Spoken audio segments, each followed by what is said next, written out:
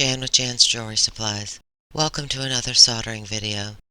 Today we're going to be making this Santa pendant out of rhinestone chain scraps. Once I have my design figured out, I like to lay it out so I can easily transfer it over to the clay. I'm going to go ahead and start laying out my Play-Doh. I'm going to roll it out nice and smooth and even. On a piece like this, where there's a lot of tiny parts, you have to make sure that your clay is very smooth and even. If not, you will be able to see that from the front of your piece. At the end of the video, I will be listing all of the parts that are needed. It is easier to do a piece when all of your chain is the same size. This particular piece does have different sizes of rhinestone chain, but they are all close enough in size that you can make it work. I'm going to go ahead and begin laying out my pieces.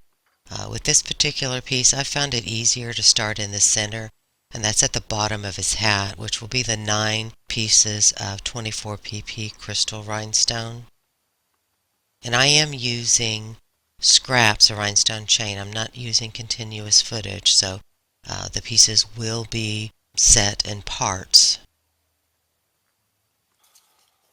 Since this hat is a straight line of rhinestone chain, it makes it a whole lot easier if you have a ruler to make that first line straight. The straighter that line is, the straighter the rest of it is going to be. When I place the rhinestone chain, I just barely lay it on there and just tap it once I have it straight. You do not want to push the rhinestones down into the clay. If you do, that clay is going to act as an insulation, and it's going to be very difficult for you to get your pieces heated up enough to melt the solder.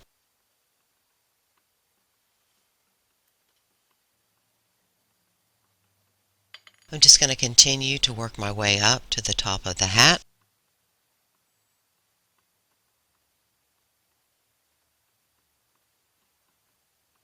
Now that I've finished laying out the top of the hat, I am going to start with the 24 pp rose chain, which is going to be the top of his face. I'm going to work my way down. Still, I'm going to continue laying them down and just barely tapping them into place.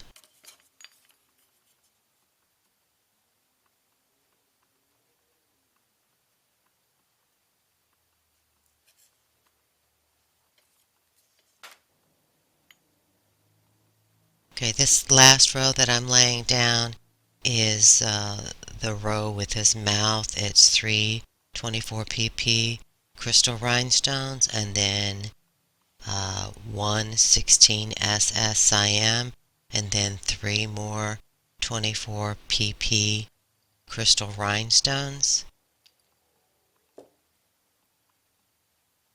This is really the last row that is just a straight row of rhinestones.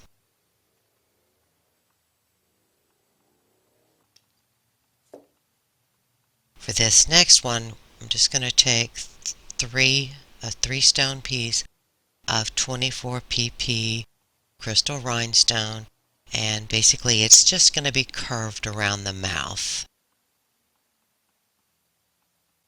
So far we have been laying the pieces in horizontal lines. We are now going to be working vertically. I am going to start in the very center. At the bottom I am going to add a 6-piece 24 pp stone of rhinestone chain. Now going to add a 5-piece rhinestone chain. And these are all crystal. This is part of his beard.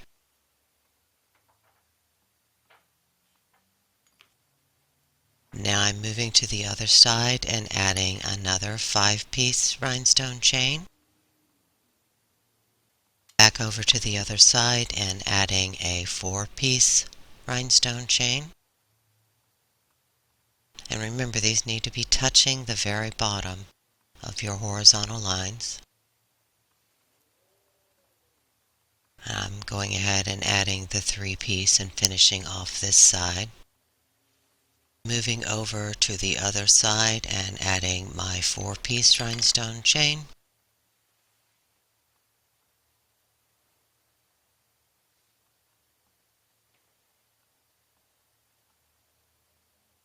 Now I'm adding my very last piece, which is another 3-piece rhinestone chain.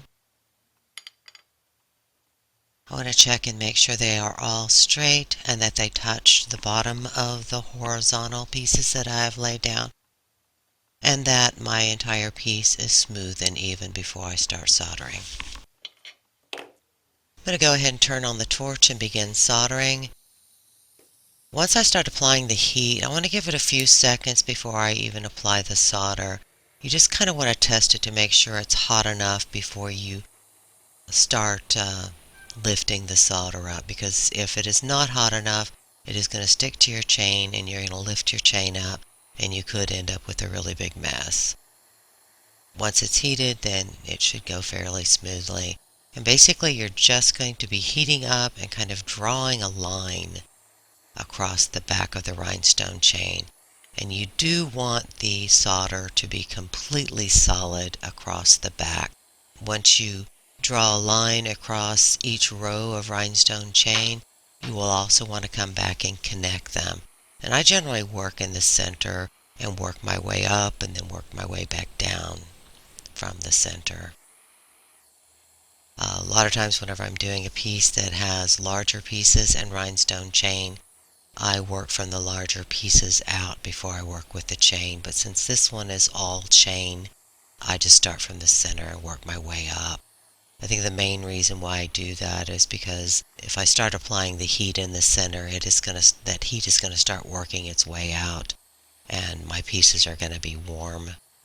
They're going to stay warm, and it won't take much to heat them up to melt the solder when I get to that area. So you're just going to apply the heat and drag your solder across the back of the chain, and then you will run it down a line in between the chain. This has to be completely solid.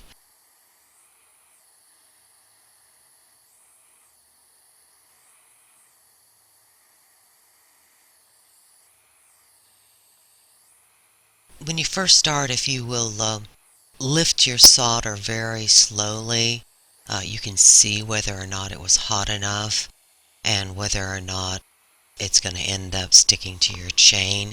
So if you just move it just a tiny fraction, you see that your solder is stuck to the rhinestone chain, just apply the heat to the solder and get it to release to the back of the rhinestone chain. So we're just going to continue on and apply solder.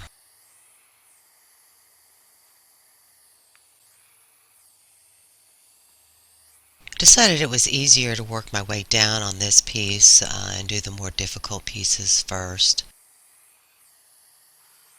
I've just been basically drawing a line across the back and then connecting in between the two rhinestone chain.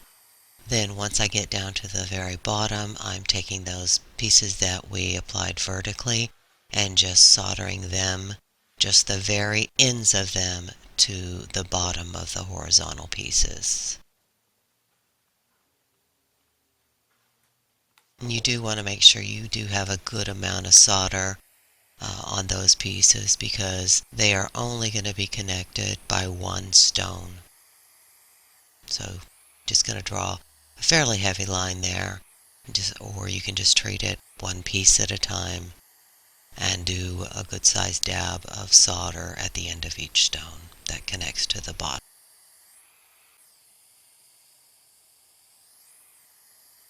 I'm now working my way up to the top of the hat. I'm just drawing a line on the chain. If I see any spacing in there, I'm going to go back and add a little more solder. As I get 2 rows done, then I draw a line in between the 2 chains and connect them. Just going to keep working our way up.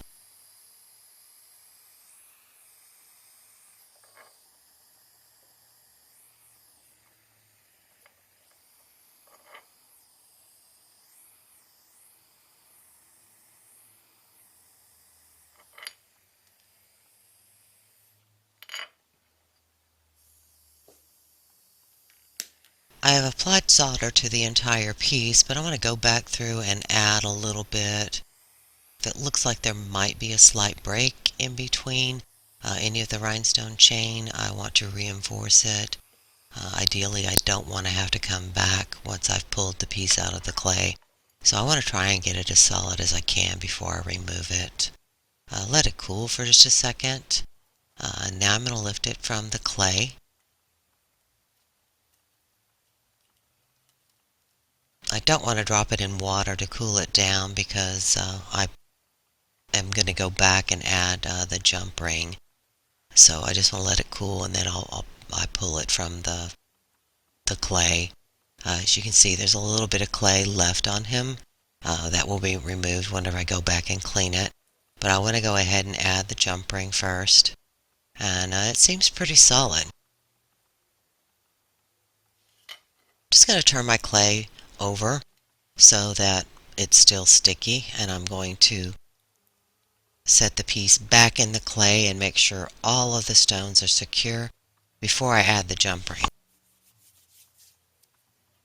I'm going to go ahead and attach my jump ring using a third hand to hold it in place.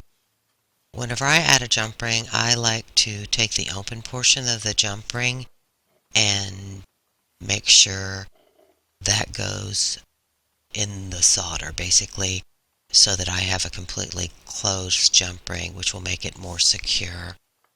This particular piece, I'm not going to be applying the jump ring at the very top.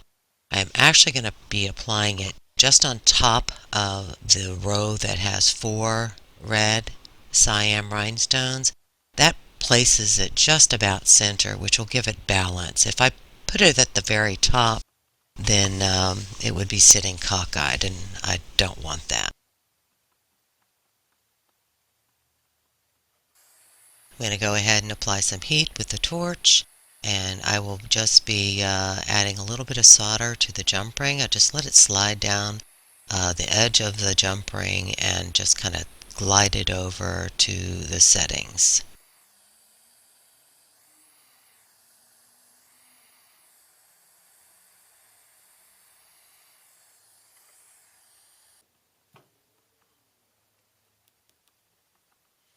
Just going to pull my piece from the clay.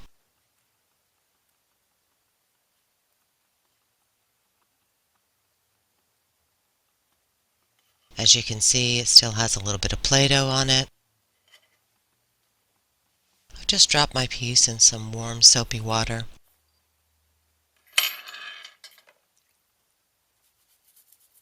I'm just going to use a toothbrush and a pick to get the clay off. I just scrub it a little bit with the toothbrush and then use the pick to pick out any of the remaining clay.